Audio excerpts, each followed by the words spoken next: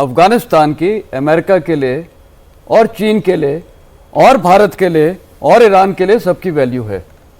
अफगानिस्तान, अगर मैं military parlance में बोलूं, वो एक लॉन्च पैड है हर देश के लिए।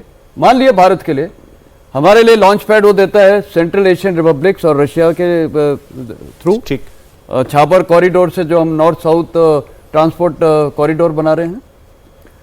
चीन के लिए क्या है, वहाँ इकोनॉमिक इंटरेस्ट है उसके, और उसको भी अपना BRI को एक्सटेंड करना है थ्रू पाकिस्तान और directly through Afghanistan and through central Asian republics, क्योंकि अफगानिस्तान के वखान कॉरिडोर से वहाँ पर एक पास है वखजीर पास, उन्होंने ऑलरेडी रोड कनेक्टिविटी वहाँ से शुरू कर रखी है।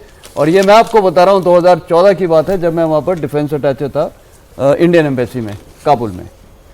ईरान के लिए भी बहुत वो अहमियत है, क्योंकि वहीं से फिर वो लिंकेज ईरान का और भारत का थ्रू ईरान और थ्रू ये एक अफगानिस्तान सेंट्रल एशियन रिपब्लिक्स में जाता है। तो अमेरिका के लिए क्या अहमियत है? अमेरिका के लिए आप देखिए, हमने अभी ब्रिटिश की बात की। ब्रिटिश ने हमेशा ग्रेट गेम खेला है और वही ग्रेट गेम खेलता हुआ अभी कौन आ रहा है? अमेरिका करता हुआ आ रहा है। अमेरिका के लिए आज स्टेटेड उसके एनिमीज कौन हो जाते हैं या पावर ऑफ इंटरेस्ट जो हो जाते हैं? नंबर 1 चाइना, कोई डाउट ही नहीं है, कल भी हमने इस पर बात की थी जी।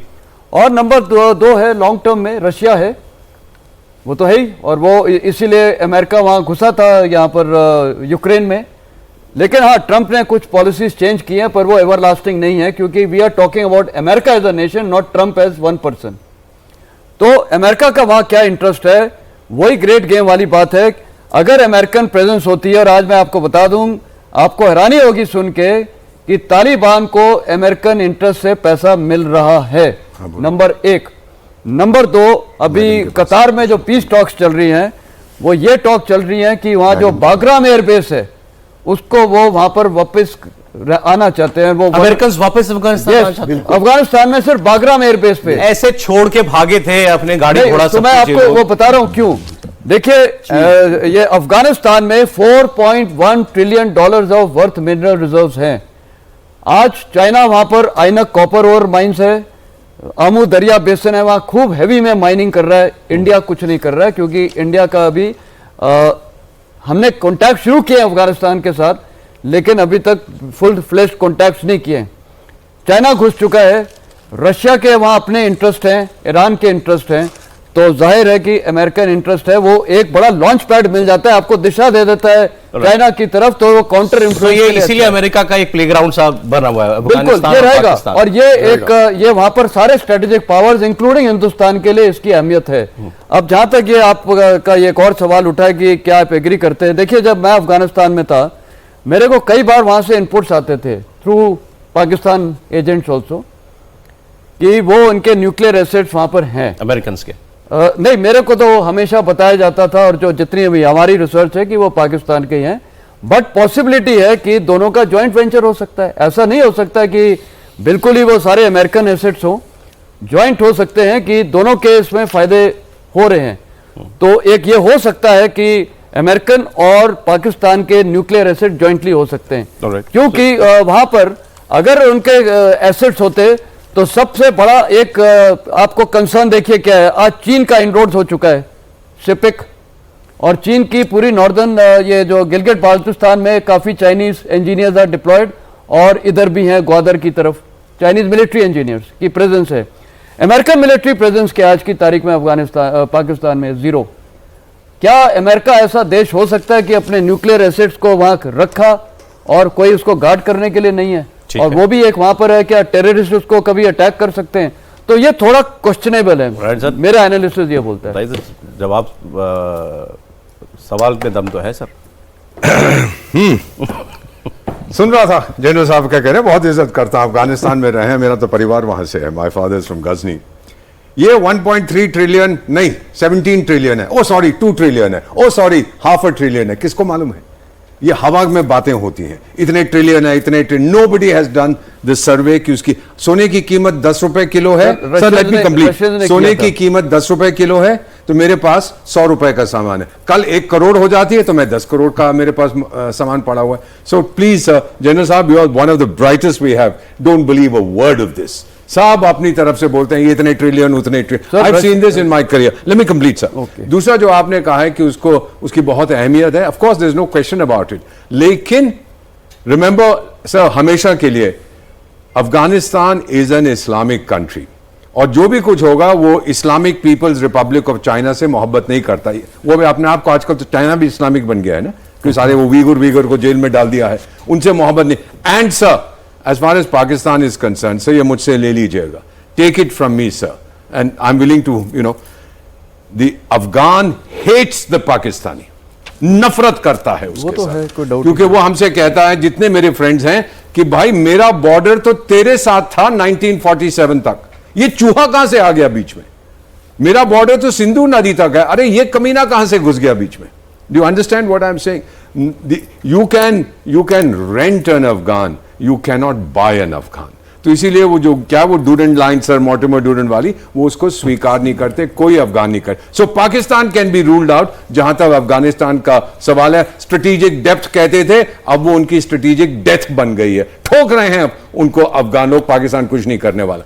ईरान की जहां तक बात है, आपको तो पता है अफगानिस्तान और ईरान के बीच में कितनी मोहब्बत है, मिसाइलें फेंकते थे एक दूसरे को, एक शिया है दूसरा सुन्नी है, उनके कितने डिप्लोमेट्स मार दिए थे। There is absolutely no love. अगर अफगानिस्तान का, लेट मी कंक्लूड सर, अगर अफगानिस्तान पे हमला हुआ है, सोवियत संघ ने किया था, they don't like the Soviets, America ने किया था, they don't like the America. एक उनका दोस्त इस रीजन में है, उस देश का नाम शायद आपने सुना है, वो है भारत। नहीं, उन्होंने ये जो न्यूक्लियर वाली थ्योरी जो है कि वहां पर अमेरिकन न्यूक्लियर एसेट्स थे, इसलिए ट्रंप पैनिक हुए, उस पर उनका कहना है कि जब वहां उनकी कोई मिलिट्री प्रेजेंस नहीं है अमेरिका की इस वक्त पाकिस्तान में, एक वक्त कुछ हुआ करती थी, तो वैसे क्यों रखेगा अपने स्ट्रेटेजिक एसेट्स वहां पे? क्योंकि वो जो बेस था वो पूरी तरह से अमेरिका के कंट्रोल में था। अमेरिका को कोई बेस नहीं है अरेबियन सी में, अमेरिका को कोई बेस नहीं है बे ऑफ बंगाल में, लेकिन चाहिए नहीं है अरेबियन सी में, क्योंकि पूरा पाकिस्तान उसका बेस है, पूरा पाकिस्तान उसका नौकर है।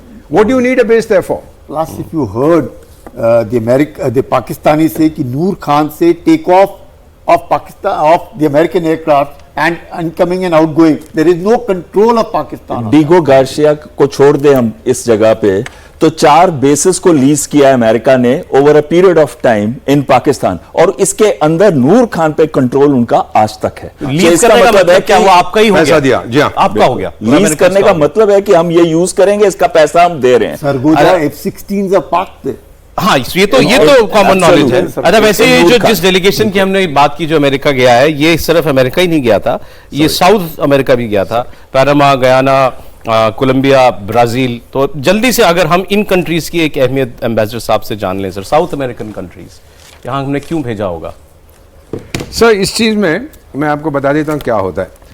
एक तो आलोचना हुई थी ना कि इस जंग में कोई नहीं खड़ा था हमारे साथ, ये आपने सुना है कि पाकिस्तान के साथ बहुत खड़े थे। अब सर मेरी और बहल साहब के बीच में मैं इनके ऊपर हमला करता हूं सर, आप तो मुझे ये नहीं कहेंगे ओए दीपक वेल डन तूने हमला किया, ये सब जाएंगे इनके साथ, देखो यार उसके ऊपर हमला हुआ है, और मुझे कहेंगे आप रिस्ट्रेंट हो जाओ, कम करो मत। Everybody stands with the country जिसके ऊपर हमला हुआ है, और ये इसमें कोई शक नहीं है कि हमने आतंकी संगठनों पर हमला किया है उसकी टेरिटरी में, राइट सर? हमने बता दिया दुनिया को कि अब नहीं करेंगे, तो सब उसी के पास। मेरे पास वो एक है सर संस्था न्यूयॉर्क में, उसका नाम आपने सुना होगा, यूनाइटेड क्या बोलते हैं उसको, United Nations. हाँ वो 90-80 साल वाली बुढ़िया, तो वो उनका हमेशा एक एक्सरसाइज मैक्सिमम रिस्ट्रेंट, इस बार वो भी नहीं बोला कि उसको पता है कि भारत सुनने वाला नहीं है, ये बोल के थक गया। तो जिन लोगों ने पाकिस्तान का समर्थन किया है वो उसके 3-4 चमचे। मेरी आलोचना किसी ने नहीं की, किसी ने, ये बात ठीक है, किसने बोला मेरे को कि तूने क्यों ठोका आतंकी संगठनों को? So this was a diplomatic victory for India sir. ये लोग उल्टा नैरेटिव चलाते हैं। अब जो आप पूछ रहे हैं कि साउथ अमेरिकन कंट्रीज क्यों गए हैं हम लोग वहां, छोटे से छोटे देश के पास गए। सही है, भारत की कूटनीति है।